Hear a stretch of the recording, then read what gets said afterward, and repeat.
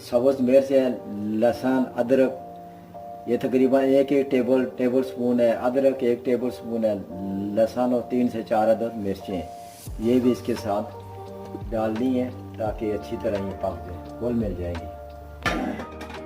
जी ये देखें जी साग कैसा पक रहा है।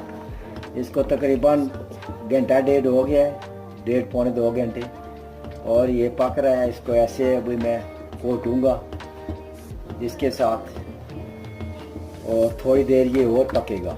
अभी ये है थोड़ा बहुत जी, ये तैयार हो गया जी, तकरीबन 2 घंटे इसको बराबर हो गए।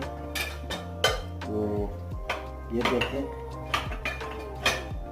ये तैयार हो गया साग, वाह जी वाह, तो बेहतरीन किस्म का तैयार होया है।